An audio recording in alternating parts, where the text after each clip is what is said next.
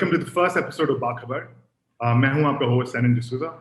A bit of my background of myself. I am co-founder to a startup called Investors Lounge, a company that provides stock market investors with the insights, with the tools, and the education required to make better investing decisions in Pakistan's capital markets.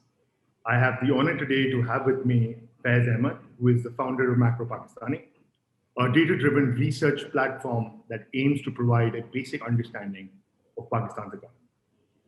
Faiz is currently pursuing his MBA at the Harvard Business School. He has been associated with a consulting giant called Bain & Company. He's been with the IFC as well as the State Bank of Pakistan. And what's brought us, the two institutions, the two companies, and the two people together is our love for data-driven stories. So a little bit about BaKhabar and the inspiration behind it. What is BaKhabar? BaKhabar is a series of data-driven conversations, data-driven discussions about the economy, about governance, and about personal finance. आने वाले हफ्तों में we plan to use data and numbers to narrate the real story behind important everyday topics, जैसे कि कर्जे, बेरोजगारी, महंगाई, taxes, budgets, बिजली की कीमतें, वो चीज़ें जो आप और मैं अपने खानदान के साथ, अपने दोस्तों के साथ डिस्कस करते हैं, and we might not know enough about it because we take this as a given. So without further ado, Faiz is with us. Thank you firstly, Faiz, for making this possible. The topic for today is general, but is important nonetheless. It is कि हम बहुत सालों से सुन रहे हैं कि Pakistan has the potential to become an economic powerhouse, or it's long overdue कि Pakistan becomes an Asian tiger. But for some reason or the other, that's not happened. So what is the Pakistan economic story? What are its challenges? And who should we really compare with right now? So over to you. Thanks a lot for having me, Sennen. Very excited to do this with you. And I resonate with everything that you said. So specifically why Macro Pakistani started is for exactly the same reason. कि मेरी अपनी दोस्तों के साथ जो conversations हो रही होती थी was thought of as intelligent discourse, but was not data backed, or लोग चीजें बोल देते हैं and they don't really see कि उसके पीछे data है क्या और actually मतलब क्या है इन सब चीजों का. And you're completely right. ये talk shows अभी entertainment बन गए. But hopefully we can make this conversation entertaining as well, but not informative for people to understand stuff as well.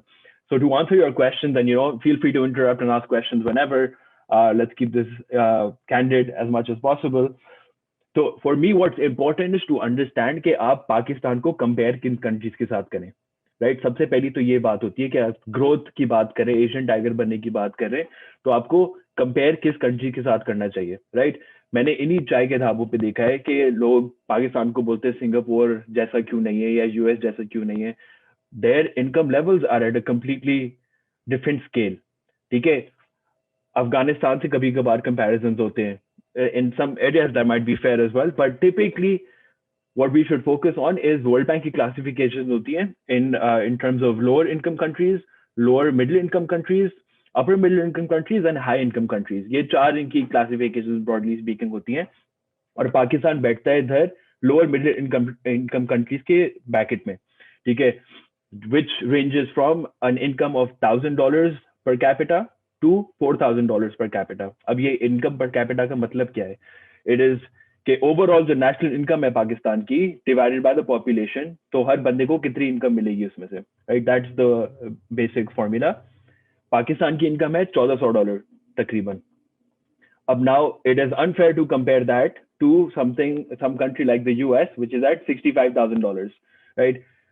हम लोग इंडिया और बांग्लादेश के पीछे हो गए. Yes, they're closer to $2,000, but you can still compare to them, right? If you push a bit more, you can compare yourself to Vietnam, push a bit more, Indonesia तक चले जाएं. But China जो है $10,000 पे पहुंचा हुआ है with their current population. So I think that's also still stretching it. So ये Asian tiger की definition जो है ना हमें थोड़ी बहुत सोचनी चाहिए कि हम compare किन countries के साथ करें. अब इन्हीं countries से अगर हम compare करें, इंडिया और बांग्लादेश लेने for example, they're both growing at over 6% in the last decade or so. Pakistan is closer to 4%. तो अब ये ग्रोथ का जो डिफरेंस है 4% और 6%, इससे बहुत, if you take it across the entire decade, काफी ज्यादा फर्क हो जाता है. And we'll talk some numbers eventually in this conversation, and hopefully that difference comes across. तो सबसे पहली बात तो है कि if when you compare to peer countries being lower middle income countries, आपकी average growth is low, right. अब मैं ग्रोथ बोले जा रहा हूँ, it is actually real GDP growth, and this distinction is important.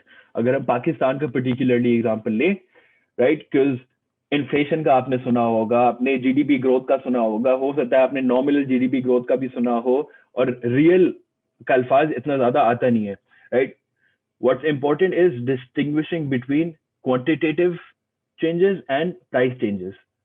अब मैंने recently GDP के ऊपर बातें करना शुरू करी है, and I've picked up this French fries वाले का example, which I think is useful, and maybe you can interject and tell me it doesn't make as much sense as I think it makes sense.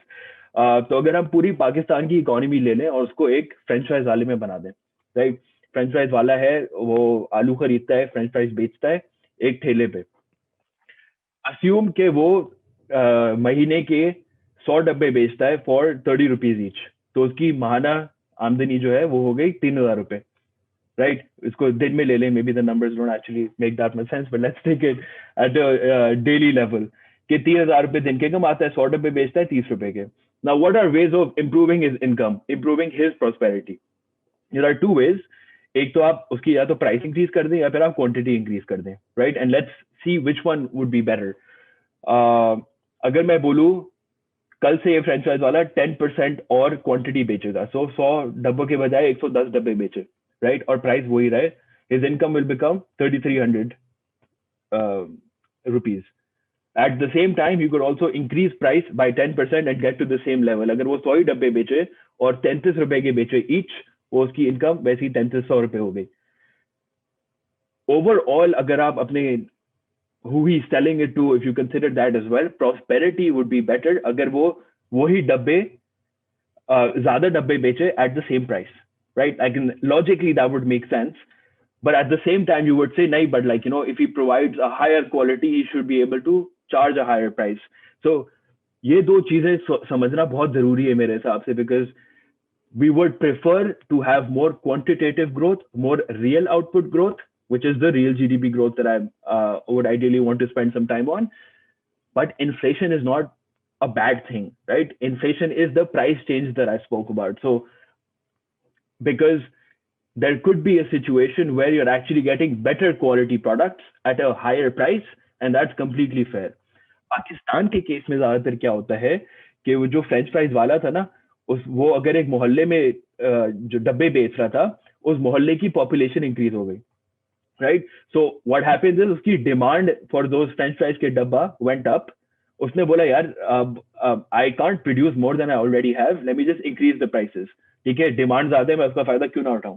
It makes perfect sense to increase prices over there. तो उसने prices increase कर दी और वो 100 डब्बे ही बनाता रहा, right. I think that shows के Pakistan at an overall economy level पिछले 30 साल से आई वुड से क्या एक्सपीरियंस कर रहा है कि आपकी पॉपुलेशन ग्रोथ तो काफी कंसिस्टेंट है, right. You grow at 2.5% a year in terms of population. Demand तो वैसे ही बढ़ रही है, कंजम्पशन आप जानते हैं कि बढ़ेगी at a house hold level.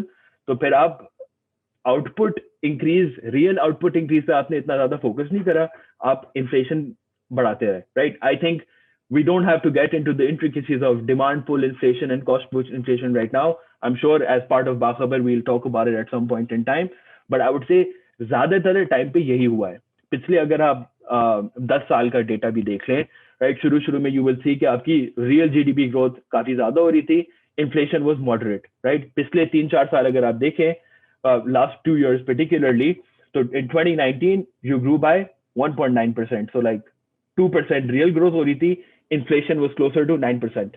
पिछले साल, you know, with COVID, you actually contracted, which means कि आपकी GDP growth negative थी, I think around negative 0.4% growth चल रही थी, but inflation was closer to what, 9 to 10%. So ये French fries वाले डब्बे वाले के example से basically what's happening is उसकी quantity उतनी ही रह रही है या थोड़ी बहुत बढ़ रही है, 100 से 102 तक जा रही है, लेकिन prices जो है वो 10% increase हो रही हैं, right? I would say that's a good way of understanding this distinction between real GDP increase and inflation. How does that impact overall GDP? Because हमारी population increase हो रही है, we are known as a consumption-driven economy. What do I mean by this consumption? अगर आप अपनी expenditure को break down करें ना, जो हमारी household level private consumption है, that makes up 80% of the GDP. लगभग ऐसी कुछ numbers होंगे. अगर आप government consumption, क्योंकि government भी spend करती है पैसे और वो भी consume करती है, उनकी ले, so that comes to close to something like 90%. Basically, आपकी आज पैसे नहीं बचते to save.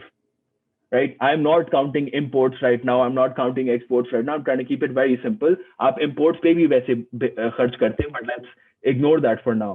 आप अगर basic सिर्फ अपने घराने का खर्चा देखें, आप बोलेंगे, oh, as a country, we don't save enough, right? When we don't save enough, we don't invest enough.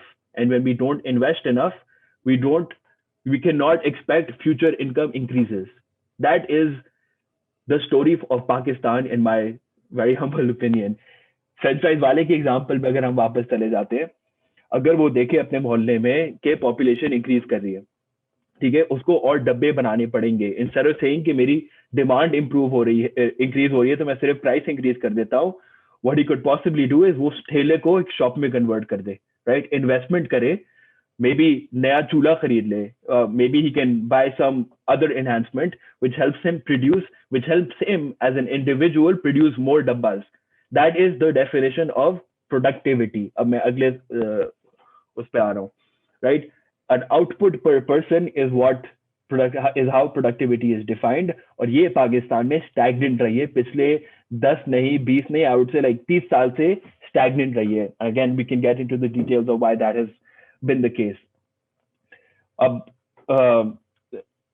So if I just do a bit of a recap, we consume a lot. We're a consumption-driven economy. Our growth is fueled by consumption. We don't save enough. Hence we don't invest enough, and hence we haven't had productivity growth, right? I've said a lot of stuff. Let me give you a few numbers for you to understand what I've been talking about. So हमने peer country comparisons की बात करी थी. Let's pick like my favorite example, which is Bangladesh these days, because the numbers will resonate with people, and most people will remember these numbers going forward. So in 91, which is let's say 30 years ago, Bangladesh's GDP was around $30 billion. ठीक है, पाकिस्तान की उस time पे GDP थी $60 billion. So we're double Bangladesh's income, right? These numbers are important. Fast forward to 2019, our GDP is $280 billion, right? Bangladesh has crossed $300 billion. अब ये हमसे आधे होते थे और अब हमसे ज़्यादा हो चुके, right? And you will hear a lot of different reasons why, right? Like people talk about women labor force participation. They've empowered their women quite a lot. Maybe they have the right export policies in place. But I think the number one difference that you should be focusing on, at least for the purposes of this conversation, is कि जो हमारा 80% private consumption है, वही Bangladesh में is close to under 70%. What does that mean? That means उनके पास 30-35% of their income is actually left for saving and investment. जब वो invest कर रहे, so 91 में जब हम consume कर रहे थे, वो invest कर रहे थे for the future, right? And I think that is the big difference that we need to focus on. If I start again, I'm gonna give you some national saving numbers as well, just to put things into perspective.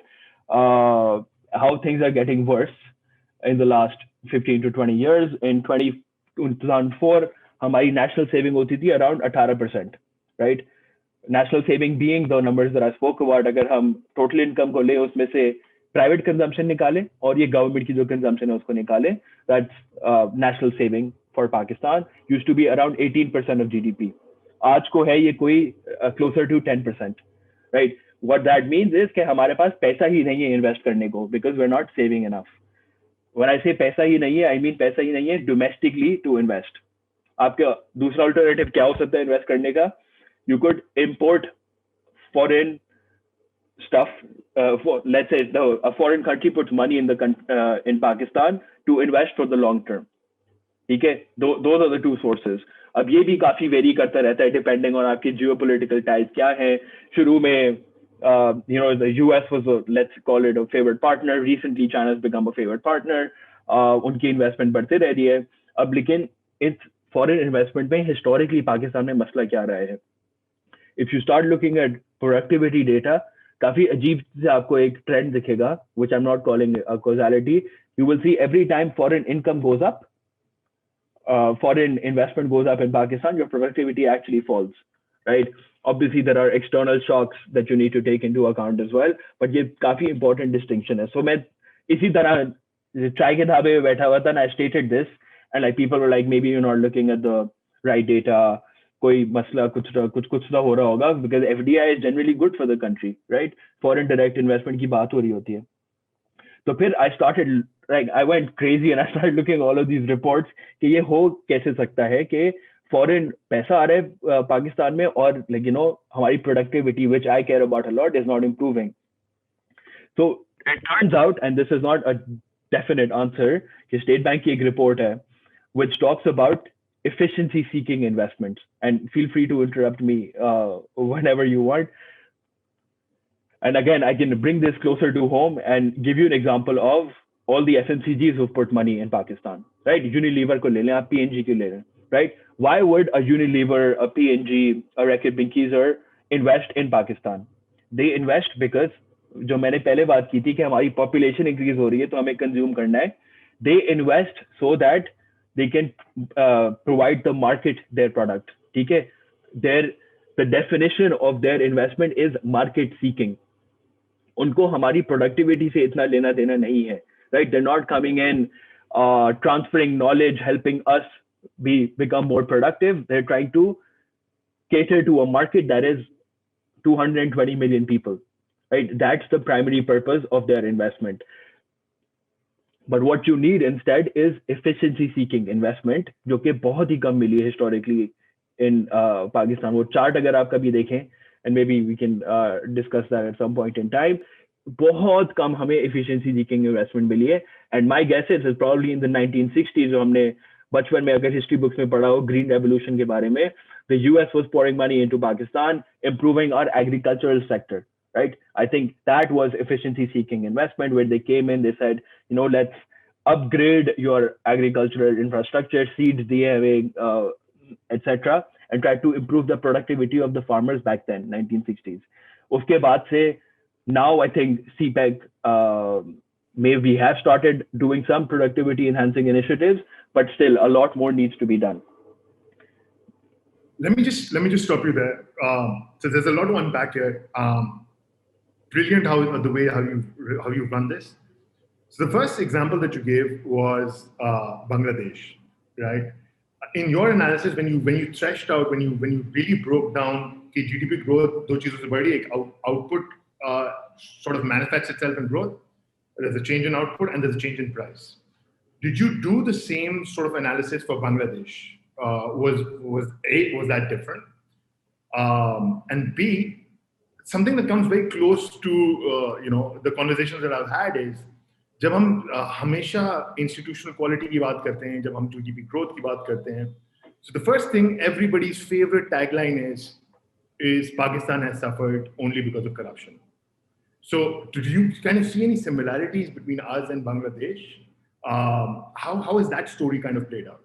Yeah, to answer your question in terms of inflation versus real GDP growth, in terms of inflation, Bangladesh is, I think, less than Pakistan, but in terms of growth, I have very definite numbers. In the last 10 years, we have grown at around 4.2%. Bangladesh has grown at 6.9%. So like you already see the big difference between the two. And again, if you break it down, you will see that consumption is growing slower than GDP, which means उनकी overall जो contribution, जो मैं 70% उनकी contribution की बात कर रहा था, that number is actually going down, which means they're saving more and investing more in the future. So I expect their GDP growth to just COVID के अलावा to skyrocket in the future. in terms of the numbers that you asked for, I'm glad you asked that question because यही चाय वाली discussion से होता है हाँ सब issue जो है ना corruption का ही है. So again, I have some numbers available over here. So investment to GDP से अगर हम शुरू करें, Pakistan averages are to be 14-15%, right? The same number for Bangladesh is around over 30%, 32% to be exact. जो मैंने शुरू में बात की थी lower middle income countries की, जो हमारा comparison set होना चाहिए, on average their investment is 26%. South Asia, अगर आप सिर्फ हमारे region को देखें, उनकी average is 29%. So हमसे double invest कर रहे हैं every other country who's around us, right? That should show you there is something wrong. And why is that happening? Primarily because our saving is not high enough. अब हमारी saving जो है वो 10 से 12% अगर हम save कर रहे हैं national saving, gross savings, तो वो बांग्लादेश जो है वो 36% save कर रहा है, right? So like 3 times more they're saving, which means so and that's translating into investments.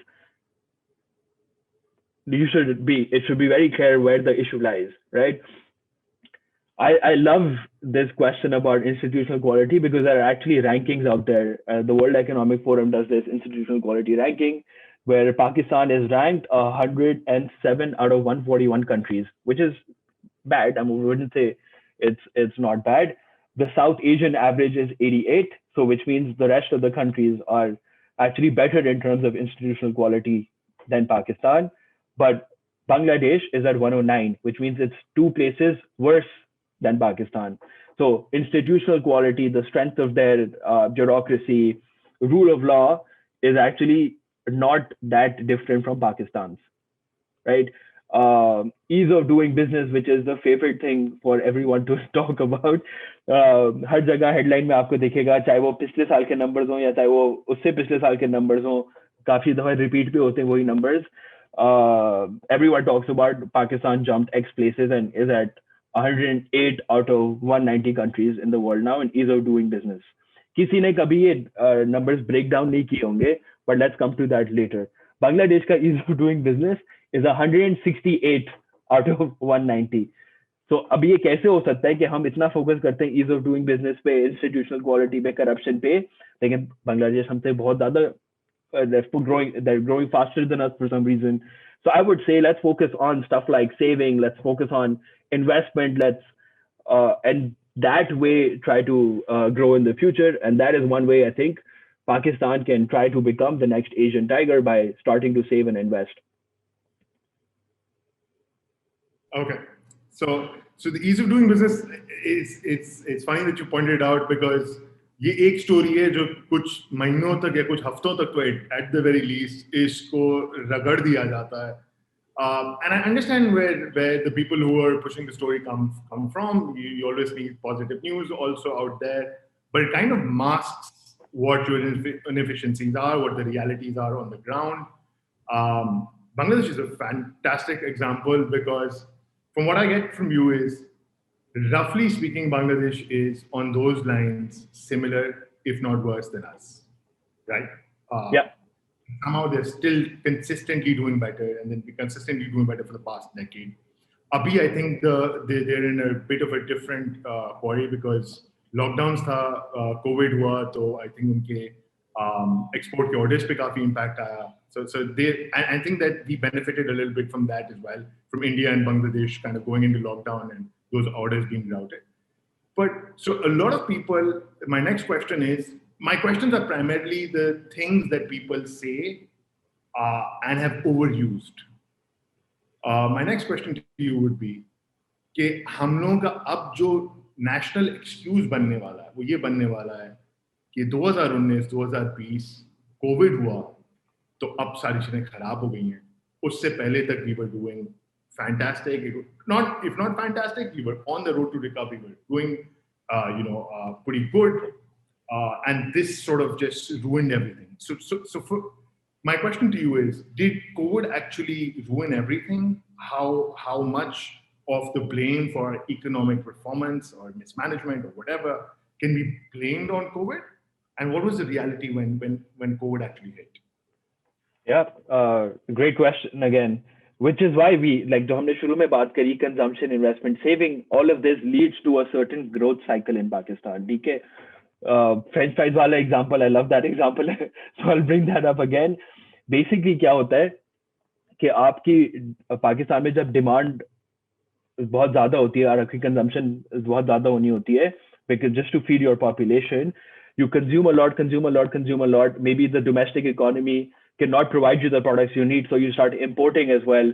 तो आप export driven growth की अगर आपने कभी like you must have heard of that at some point in time, Pakistan में actually import led growth हो रही होती है, right? Which is because the domestic economy cannot cater to the needs of the people, you start importing a lot of products as well. Oil ka, for example, you probably know about that. So what this results is, and if you chart the data out of GDP growth, you will see 10-year cycles.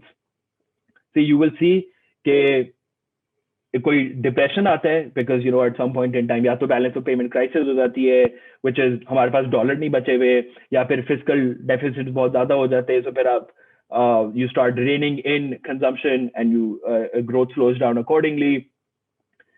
और फिर एकदम से होता है कि ऐसा नहीं, हमें we have to provide something to the country as well, और फिर growth चलनी शुरू हो जाती है, right? It will go from 0 to whatever 5-6% in a matter of 8 years, and then again the same cycle will repeat. So 2018-19 में actually ये cycle reverse होना शुरू हो गया था. जो पीएमएलएन के टाइम पे आपने ग्रोथ देखी थी, which was 5%, 5.5%, at the end of their term it had started to flip, right? So in 2018-19 अगर आप डेटा देखना शुरू करते, which was the first official year of the PTI, पहली जो उन्होंने रिलीज करी ना डेटा, उसमें थी 3.3% ग्रोथ, और सबने बोला यार मतलब 5.5% से हम 3% ग्रोथ पे आ गए, बहुत ही बड़ा मसला है. But उस डेटा के आगे if you start looking at the details, you will always see a P in that, in Pakistani all of these statistics stands for projected. So they say projected आपकी GDP growth है 3.3% at the end of 2018-19. अगले साल जब 2019-20 का data आया, उस वक्त तो obviously like the data comes around June, so मार्च अप्रैल में कोविड शुरू हो चुका था, तो उस वक्त था कि भाई कोविड की वजह से हमारी कॉन्ट्रैक्शन जीडीपी में होगी. पर उसमें everyone was focusing on कि IMF ने प्रिडिक्ट किया है कि नेगेटिव 1.5% ग्रोथ होगी बिकॉज ऑफ कोविड, सही है, और हेडलाइन नंबर्स आ रहे थे -0.4% GDP growth. These numbers are important because IMF ने प्रिडिक्ट किया था कि आपकी ग्रोथ नेगेटिव होगी 1.5% बेस्ड ऑन कि आपके पिछले साल की ग्रोथ थी 3.3%, राइट? अब इस साल इन 2020 when they release the data, वो P जो था ना 2018-19 के आगे, वो R में कन्वर्ट हो गया था, which was revised growth 1.9%. तो वो 3.3% से 1.9% पिछले साल की ग्रोथ हो गई थी, जो कि 2 साल पुराना डेटा दिखा रही थी, which is why no one really talked about it, right? कि what's more important is we survived the COVID contraction, which everyone was expecting. Again, the data will show you that you were already on the path of a contraction. You were expected to go down a bit more. I think COVID management was actually pretty good, and maybe we can talk about that later. जो आपने expenditure किया, both on the fiscal side and monetary state bank ने जो किया, that helped you a lot as a country, right? But I think it's unfair to say कि अब पिछले साल की contraction जो थी वो सिर्फ कोविड की वजह से थी, because technically कोविड के सिर्फ 3 महीने पूरे साल के उस जीडीपी ग्रोथ में काउंट हुए हैं, right? And but let's see इस साल का डेटा कैसा आता है, and like what kind of recovery we see. But it's important to understand हमारे वो basics, इनको बोलते हैं growth basics, in place ही नहीं है. जो growth basics for me would be stuff like investment होनी चाहिए, which comes from saving. Maybe you should have an export driven economy. You need institutional quality to be better. Maybe you need ease of doing business to be better. Most of all, you need to invest in your people, human development. आप education के अगर numbers देखना शुरू कर दे, आप हैरान हो जाएंगे. अभी तक लोग literacy की बातें करते रहते हैं, so like everyone would like talk about 59% Pakistan का literacy rate है. Bangladesh is closer to again 75%. But these numbers are also like kind of irrelevant now, because it does not matter कि आप लिख सकते हैं कि नहीं लिख सकते. It matters कि आपको पता क्या है, right? आप में शऊर कितना है. The reason we're doing this discussion as well. Last thing I want to talk about is you said that ease of doing business, we might be comparable to Bangladesh, for example. It's also important to understand ये ease of doing business data आता कहाँ से है, right? So मैं गया और मैंने उनकी detail वो देखी कि let's break it down and let's see कि ease of doing business compare क्या करता है. Ease of doing business has 5 stages, right? It goes from opening a business, how easy is it to open a business, to getting a location. So आपने कोई startup launch किया, उसकी आपको office की location ढूंढनी है, to accessing finance, कि आपको अगर loan चाहिए है या फिर venture capital चाहिए, वो कितना आसान है लेना. Then dealing with day-to-day operations, आप business operate कैसे करते हैं, ये एक component है. और फिर आखिरी में operating in a secure environment, कि अगर कोई मसला हो गया, लीगल चैलेंज हो गया, तो आप उसको किस तरह रिजॉल्व कर सकते हैं. तो ये इम्प्रूवमेंट जो आई थी ना in terms of rank to 108, अगर आप points को देखें, it was a 10% points improvement in the ease of doing business ranking. ठीक है. The biggest component of this growth was actually getting electricity, and we don't have to get into all of the data, but that is the one factor that improved the most, which led to this drastic change in your ease of doing business. अब मैंने बोला चलो getting electricity is a great thing, पहले बिजली नहीं आती थी, अब बिजली आती है. That's not what it means. It means ease of getting access to a electricity connection. So आप अगर कराची में बैठे हुए हैं, तो आप के इलेक्ट्रिक के पास जाके अगर बिजली की कनेक्शन के लिए अप्लाई करते हैं, how easy is that? That's where the improvement was. And that's why your ease of doing business helps. I'm not going to minimize the impact that, changes in customs, the काफी सारी changes आई हैं, and maybe we discuss that later. SECP अगर आप देखें, has become quite advanced as well. ये सारी changes again 2020 में आ रहे हैं. ये numbers जो publish हो रहे हैं, वो 2018 के numbers publish हो रहे हैं.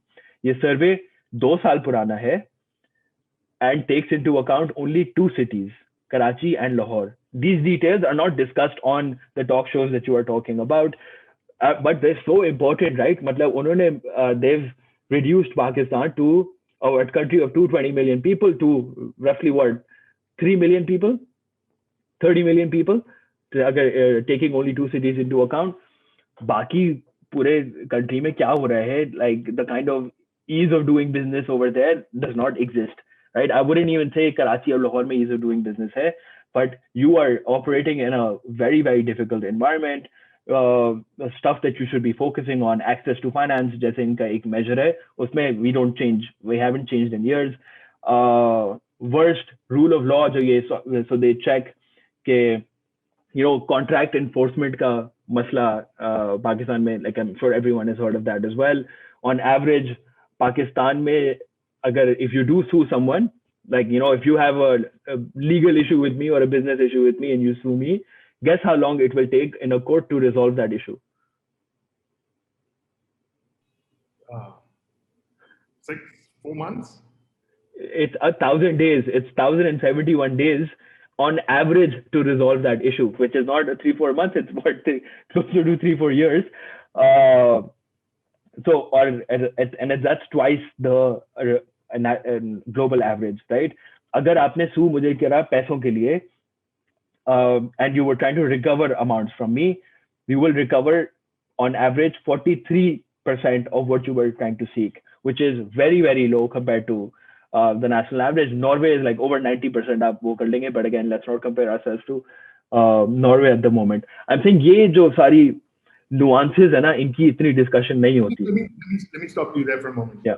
You're saying, so for example, if we entered into a business transaction and one of us sues each other, एक तो there is delayed justice, which जिसका मतलब है तकरीबन 3 साल लगेंगे उस केस को complete होने में.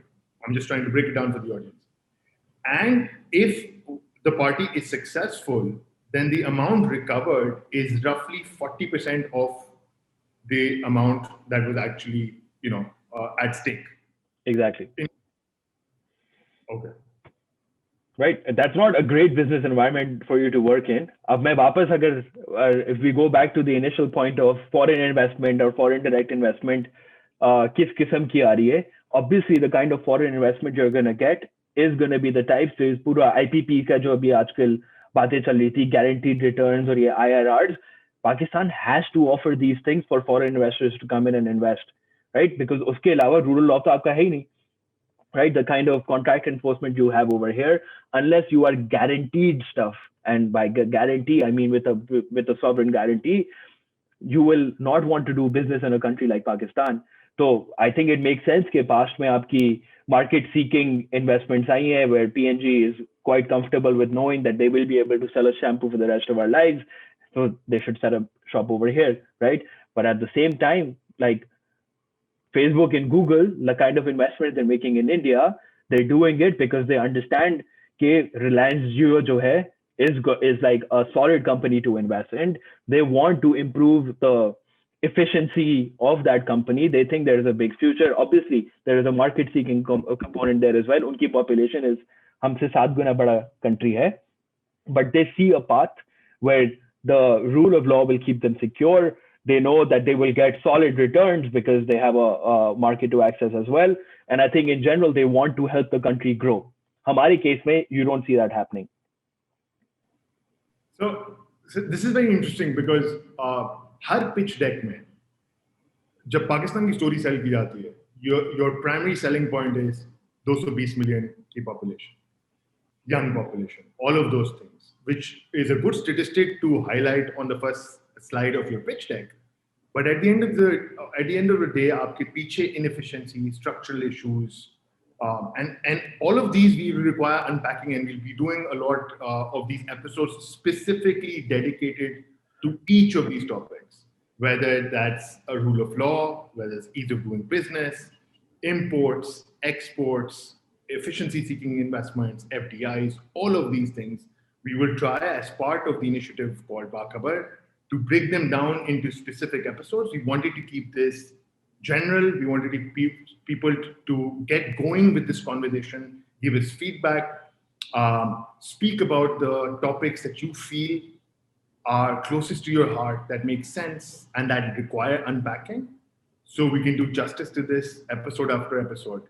And I just look forward to having a lot more of these conversations and putting it across. Thank you so much, Faiz.